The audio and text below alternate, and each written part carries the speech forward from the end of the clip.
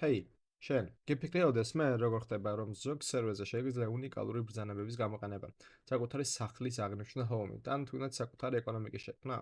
ეს ყველაფერი პლაგინების დამსახურებაა. კი, პლაგინების. ხოლო ამ ვიდეოში ნახავთ თუ რა არის პლაგინი, როგორ მუშაობს პლაგინი, რატომ არის მნიშვნელოვანი მისი ცოდნა Microsoft Development-ისთვის, როგორ განვითარდა პლაგინების სისტემა და რა განსხვავება Spigot, Paper და Fabric შორის. ხო, თუ დაინტერესებული ხარ Microsoft სერვერის განვითარებით და გინდა რომ გახდე დეველოპერი, ეს ვიდეო შენთვის არის. ასე რომ გამოყევი, მანამდე გამოიწერე არხი, დააჭერე ზარის ღილაკს და დაალაიქე ვიდეო მეტი ვიდეო გაკვეთილების.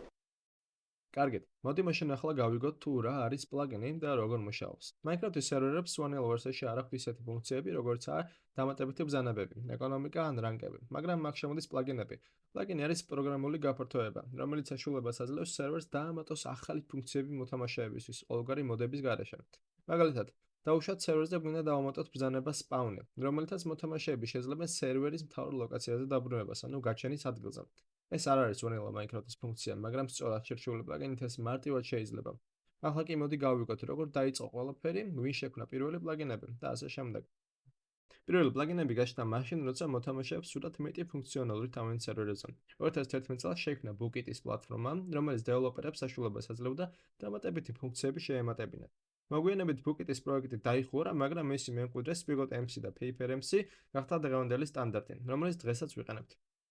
პლაგინები იქმნება Java ენაზე და ისინი იყენებენ Bookit-ის API-ს, რაც სერვერს ახალ ფუნქციებს ამატებს. მაგალითად, პლაგინი შეიძლება დაემატოს ბრძანებები, შეიცვალოს თამაშის წესები ან გაუმჯობესოს ოპტიმიზაცია. Bookit და Paper-ი ყველაზე პოპულარული პლატფორმებია. Bookit ყველაზე გავრცელებულია, მაგრამ Paper MC მასზე უფრო სწრაფი და ოპტიმიზირებულია. რაც შეეხება მოდებს, Fabric-ი მოდებისთვის არის და არ პლაგინებისთვის.